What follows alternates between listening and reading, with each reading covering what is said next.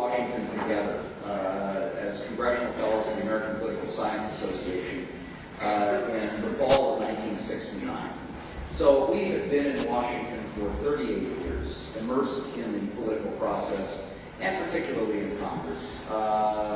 We are Congress people. We believe deeply in Congress. We love its politics.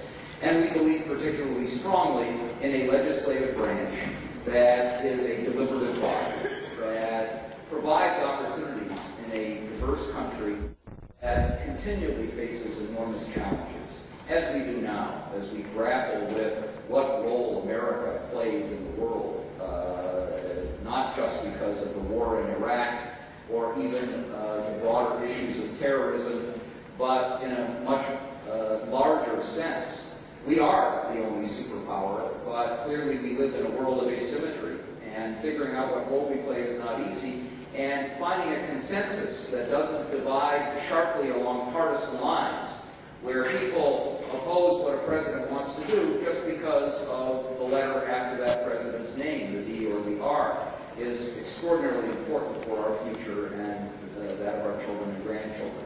Where we look ahead to enormous challenges, demographic driven in many cases, that will affect our fiscal future and again the lives of our children and grandchildren. We have a fiscal catastrophe down the road unless we find a way to get the revenues that come in to the government coming close to matching the size of government that all of us have decided that we want. That also requires developing a broad consensus across party lines. That's what Congress is supposed to do, to find through its deliberation in an extended republic opportunities for developing a larger sense of where we go and a belief, once decisions are made, that they were made in a legitimate fashion. Now, it's always been a rough and tumble place, and the old adage that you really don't want to watch laws or sausages being made is true, and we have seen plenty that has given us strong stomachs over the years. But we've become increasingly alarmed over the last decade or decade and a half that the basic operations and function of the legislative branch were eroding. That in an era of partisanship that had gone beyond healthy partisanship, and partisanship, after all, really is an essential element in virtually every democratic system. It's a way of organizing the differences that exist in the society, of organizing elections and an orderly transfer of power, and of organizing the legislative body, but it has descended into a kind of tribalism, where the other side is not just a group of adversaries, but viewed as a group of enemies, of sharper ideological polarization, as we've seen the decline and near collapse of the center in Washington, long before we began to see signs of similar erosion out in the country, and of virtual parity between the two parties, an era where the margins are very, very close, where the majority can shift at any election, and so the stakes become higher as well.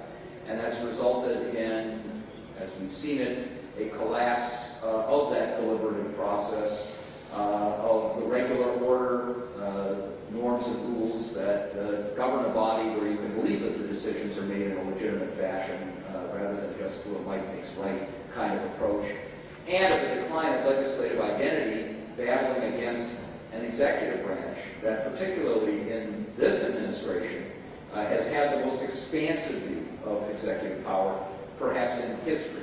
And this week's series really reflects that that's not just a set of theories, it's now being applied in a fashion, and if you don't have a check and balance, then you lose that essential element of the system.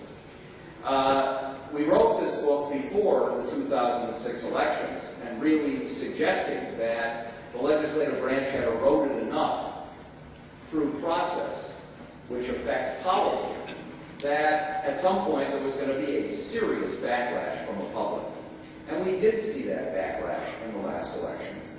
And we ended our book saying that if and when the Democrats recaptured their majority, we would be watching them just as closely. because a lot of these problems did not originate simply in 1995 when the Republicans took over. They've had their roots in a deeper fashion throughout the system.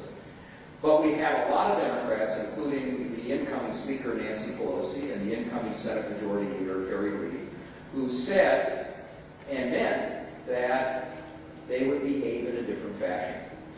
We're seeing now attempts to move the legislative branch in a different way, but they're not moves that are necessarily shared by a lot of the rank and file or even more senior members. There are larger systemic issues, the partisanship, polarization, and parity being a significant part of it, along with a significant number of members in the new majority who basically believe that the biggest change that ought to take place is simply that the whips move from the other side to theirs, and that the other side become the ones taking the lashes.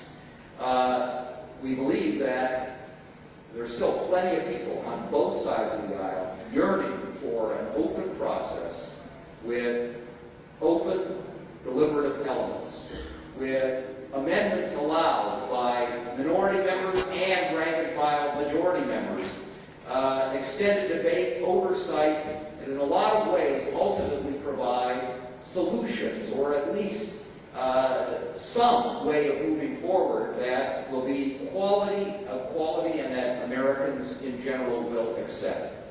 But it continues to be a difficult struggle. Now, the heartening sign is that we are seeing real oversight. We are beginning to get pushback, at least from the legislative branch. The courts may be a different matter. And we're seeing an open and sharp discussion, and perhaps some new coalitions developing, that will return to the kind of legislative branch that we grew up believing in, and that we hope we will get back. And I will tell you finally that we're working still every day to try and make that happen, and that making it happen and keeping it in place depends in significant part on a public that understands the importance of these things, and that in turn depends so heavily on what you're doing every day as well. Thank you very much.